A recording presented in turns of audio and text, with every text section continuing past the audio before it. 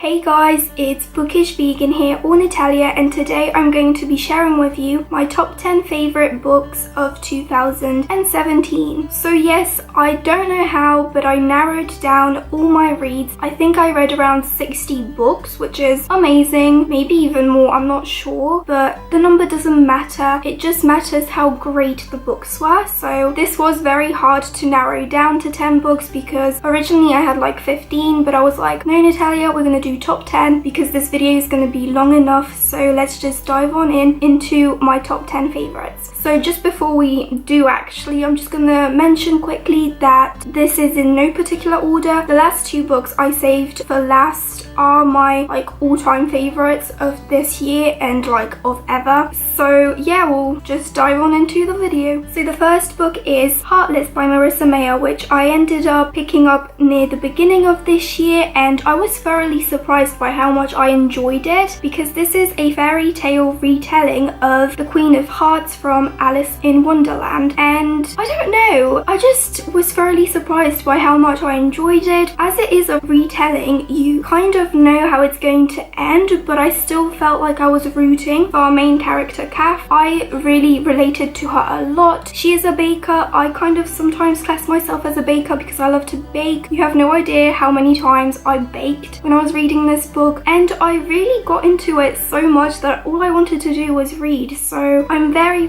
happy that I read this book this year, and Marissa Meyer has definitely become one of my favorite authors. The next book I'm going to mention is I Heart Forever by Lindsay Kelk. Now, I did not expect to love this book as much as I did because this is kind of like the 7th book in one of my all-time favorite series, as you already know, because I did a video on all my favorite series of all time, and this one kind of was released 3 years after I Heart Christmas, which is the most recent book in that series, and I thought maybe it would have lost its spark because it's been a while since I picked up a new book in this series, but it definitely did not disappoint. That's why it's in my top 10 favorites of this year. I just love Angela Clark a lot and all the other amazing characters in this story. I just love reading about New York because I really want to go visit New York, so of course this made my top 10 favorites. The next book I'm going to share with you guys is a non-fiction. Yes, you heard that right. A non-fiction has made my top 10 favorites, and it is How Not to Die by Michael Greger, MD. I don't know, I just was thoroughly surprised again by how much I enjoyed this book. Non-fictions take me a while to read, and this one did take me a while to complete. When I first started it, I think it was like 2 months ago, and I ended up finishing it in December time. But to be completely honest with you guys, I kind of read like 2/3 of this book in 3 days. I was just on a roll. I just really enjoyed it. I felt like how the author intertwined his own personal experiences with patients and his sense of humor. I really enjoyed because it just made it so much more fun to read these scientific discoveries that other doctors and other scientists made, and he just kind of condensed it all into this book. It is quite a big book, but still a very good one, and I'm so glad I picked it up. The next book is Tower of Dawn by Sarah J Maas, which surprised me because when I first started this book, it kind of has a slow pace to it because you're trying to adjust to this new world. It is like the 6th book in the series, and all the other books take place in Adolan, and this one takes place somewhere else. Can't remember what the kingdom is called, but I really adjusted well to following Cal Westfall, who is one of my favorite characters ever. You already know that, I know.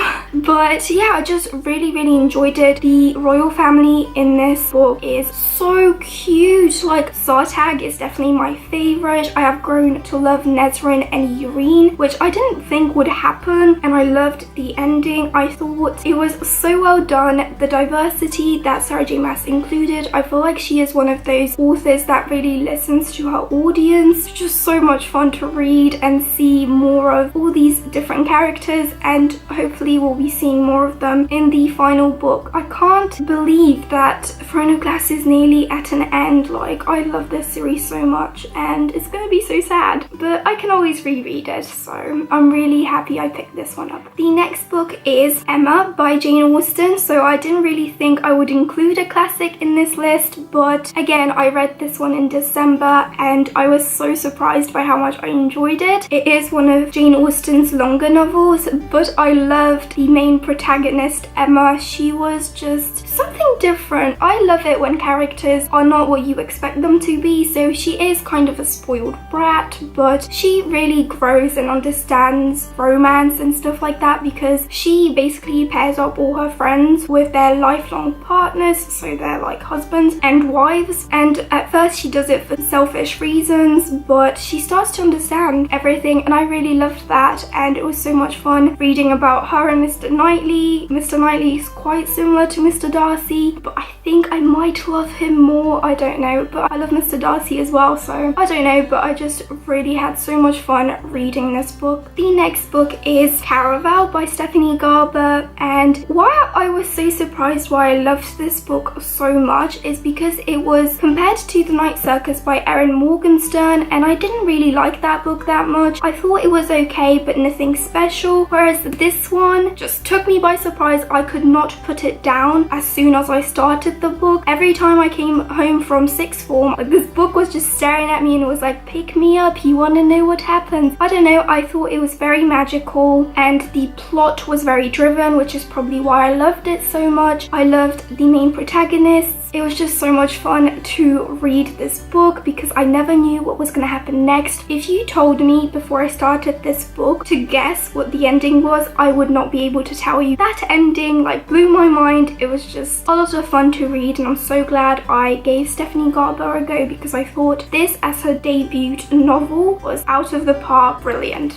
So this next book is Always and Forever Lara Jean by Jenny Han, which is the concluding novel to the Lara Jean series, which is so sad to say because this is definitely one of my favorite contemporary series of all time. It's just I reread it constantly and this one did not disappoint. I actually read it in one day, like in one sitting. I remember I was halfway through the book and I was like, okay, one more chapter and then you can go and pee. I know, TMI, but who cares? And I never got up to go to the toilet, so I just kept reading and reading until I finished the book. I cried sometimes because, you know, I always cry. I'm a very big crier, but I don't know, I just felt like I really connected to Lara Jean. She is just amazing and I loved everything. Like, there was no love triangle, which is definitely why this one is my favorite out of the three books. And it was just so much fun reading about Lara Jean going to college or university, because when I was reading this book I was kind of getting ready to go to university, so it was just the perfect read for me and I love it. Okay guys, so we have 3 more books. This next book of course being A Court of Wings and Ruin by Sarah J Maas. It was so hard to narrow down to just one Sarah J Maas book in this top 10 favorites of 2017, and as this book is from a different series to Tower of Dawn, I was like, just to make my life easier, I will include it because I thought this novel was such a great ending to the trilogy, to Feyre and Rhys's story. You know, I know there's another book coming out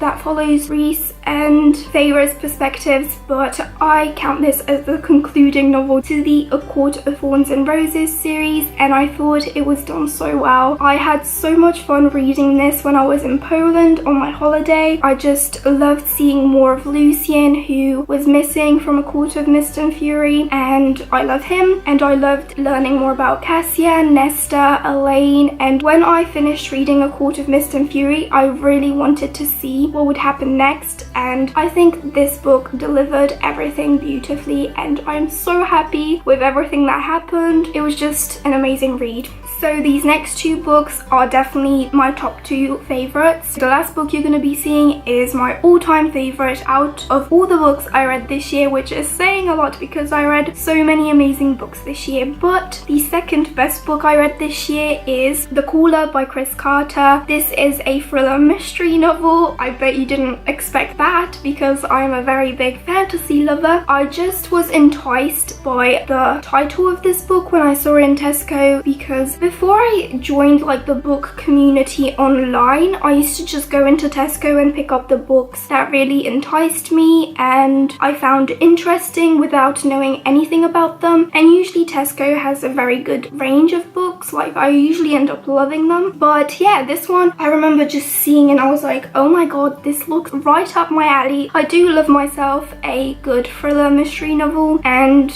I love this book so much. The ending, like I did not expect it. This is, I think it's the 7th book in the Robert Hunter series. So yes, another series that I have read out of order, but you can read these books as standalones and you're still gonna enjoy them a lot. But yeah, I'll just read you the blurb because I remember when I hauled this book, I enjoyed reading the blurb for you guys because it's just such a good blurb. So it says, after a tough week, Tanya Caitlin is looking forward to a relaxing night in, but as she steps out of her shower, she hears her phone ring. The video call request comes from her best friend Karen Ward. Tanya takes the call and the nightmare begins. Karen is gagged and bound to a chair in her own living room. If Tanya disconnects from the call, if she looks away from the camera, he will come after her next. The deep, raspy, demonic voice at the other end of the line promises her she must answer 2 questions, and if she gets either of them wrong, the consequences will be deadly. Robert Hunter of the LAPD Special Section and his colleague Carlos Garcia are thrown headlong into a horrific investigation, chasing a predator who scouts the streets and social media networks for victims, taunting them with secret messages and feeding on their fear. It's a race against time. Whose phone will ring next? I don't know, I just connected to all the characters so much, even though because this book follows different perspectives. So we have the LAPD agents, the victims, and the loved ones' victims. So even though I knew some people were going to be victims, I still like connected to them so much. So I cried a lot when I was reading this book and it just took me by surprise, and I cannot wait to read more books by Chris Carter in the upcoming years. So guys, the book that I loved the most out of all these books is The Well of Ascension by Brandon Sanderson, which is the 2nd book in the Mistborn trilogy. And this trilogy has definitely become one of my all-time favorite trilogies ever. There are other books that take place after The Hero of Ages, which is the concluding novel to this trilogy, but it follows different characters, so I'm excluding that and I haven't read them yet. But I don't know, this book just took me by surprise again. I feel like I said that a lot, like took me by surprise, but most of these books did. I did not think I would enjoy them as much as I really did, and I just thought everything that took place in The Final Empire, which is the 1st book, it set it all up for this novel to be a great one, and it did not disappoint. I just loved how politically dense it was, because this one is very political. I don't want to say too much because I don't want to spoil it for anyone, but yeah, I love Finn and Elend, like their relationship, how it grew. It's definitely very different to anything I have read before. I don't know, I just grew to love the characters I already loved so much more as well. So yeah, this one's my all-time favorite of 2017. So guys, that is it for today. I hope you enjoyed learning more about my top 10 favorites of this year. I did actually write a blog post that goes hand in hand with this video, so if you want to read more of my thoughts on each of these books, I will leave a link to that in the down bar. But I hope you guys enjoyed watching this video. Thank you for sticking with me throughout these 12 days leading up till Christmas, or should I say Christmas Eve. I hope you have an amazing Christmas. I celebrate Christmas on Christmas Eve, so Merry Christmas to you guys. I will be seeing you before this year is over, so I'm not going to wish you a happy new year yet, but I will be seeing you in my next video. Bye guys.